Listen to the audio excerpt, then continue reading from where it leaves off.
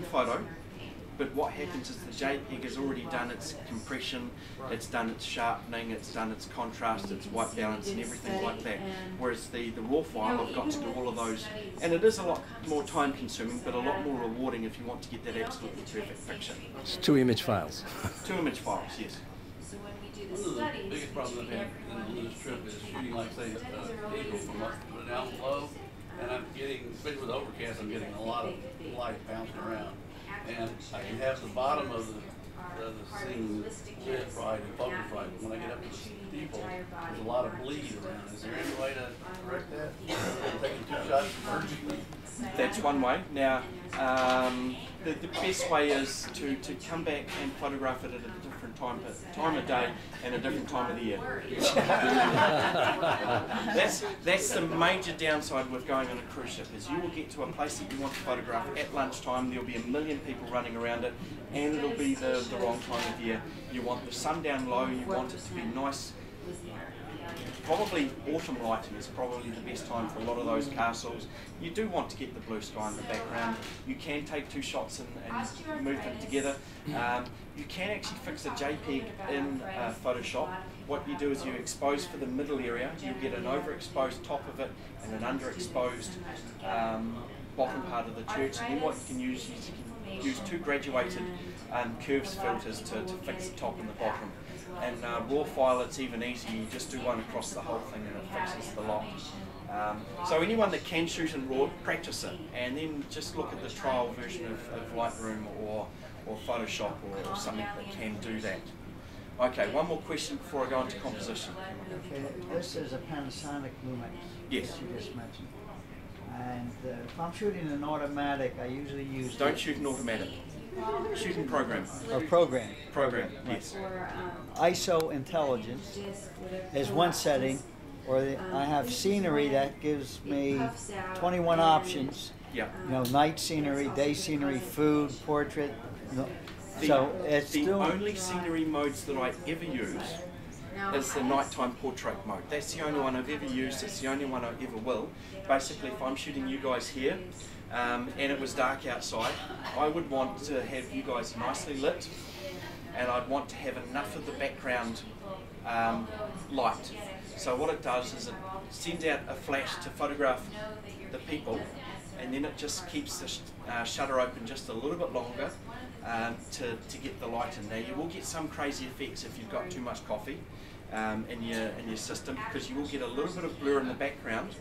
But one of the interesting things about shooting flash and in a dark area is that the flash fires at a ridiculously fast rate, 10,000th of a second or something to that effect. So that's lit the person, and even if your camera's shaking after the shot, it's still enough to stop the person in front and then have the background that will be probably completely blurred, but it's still going to provide that. That's the only scene mode that I've ever used. Actually, that's not true. When I've got mine in my underwater housing, I will actually use the underwater scene mode, because that's a little bit more reliable in the automatic or program mode than my manual settings. So I would tend to stay in. Does it have a program mode? yes. Try and switch it on to you set the ISO. Don't let the camera set the ISO, because it can still fluctuate well beyond where you want it to be. Right, the next part of the seminar is about composition. This is one of the parts where it's all about you, not about the camera at all. And training for this goes back 500–600 years with regards to when they started painting a lot of paintings. The rules from the masters with regards to painting hasn't changed terribly much to modern day photography, or even modern day painting for that matter. The easiest way to do this is to think of a picture in terms of thirds. Divide your screen into lots of thirds, and then get as many elements as possible on those third lines. Now some of your cameras, like this gentleman's here, can I hold that up just to show the people around? Okay.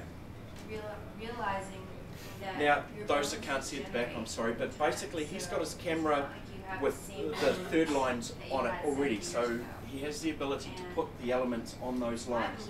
Now Why we developed the rule of thirds is because someone discovered that our brain actually does half of the choosing whether it likes the picture before we actually decide that we like the picture.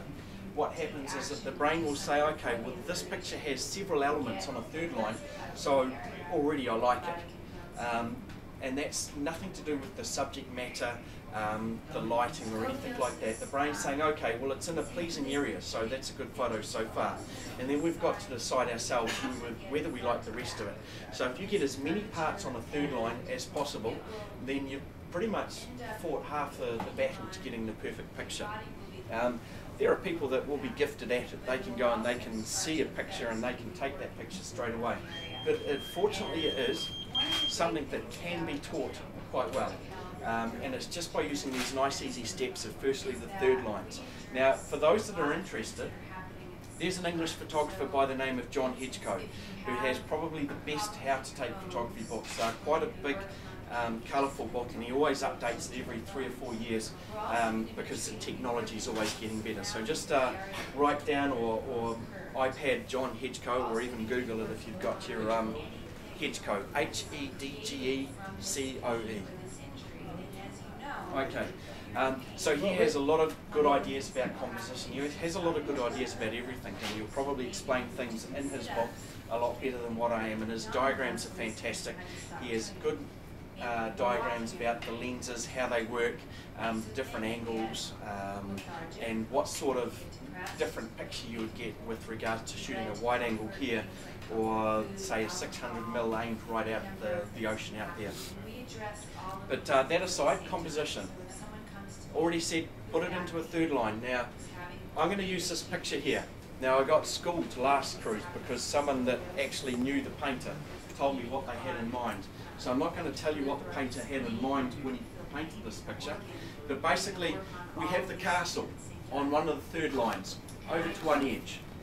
The bridge, part of the house, and the lower edge of the estuary, just down here is on the third line. So we have 2, 3 very important elements are already on a third line. So we look at it and we say, the brain's saying, okay, well there's already some parts of that element on the elements of the third line, so we kind of like that. I actually said last cruise that I thought that there should have been something out over this side, and then the guy that knew the painter over there said, well, they wanted to make the castle look bigger, so they left that entire area blank. Now this area all off to the side on the right hand side is called negative space. Don't be afraid to put it in your pictures. One thing about composition is when you look at someone who picks up a camera for the first time and they're taking a photo of this gentleman here and there's a cathedral in the back, then they're going to put this gentleman right in the middle and a big cathedral right in the middle. And if you go and you watch your slideshows, I can remember watching slideshows from my granddad when I was 8. Now fortunately he was an art teacher, so his slides were actually quite good. Watching slide after slide, and I'm like, okay, this is quite cool. And then I'd go to my other granddad's place who wasn't as gifted at photography, and there'd be him and my grandmother in the middle of a picture, and I'd start to fall asleep about 10 minutes into the slideshow. Make sure you don't put the people or the subject in the middle. This is what we've got the rules of composition for, to put something over to one side. To have a horizon line just on one of the thirds, whether it's the top or the bottom, it doesn't matter. It does become more important if we're out on the ocean to put the horizon line of the ocean 9 times out of 10 on the bottom. But you can get away with changing it.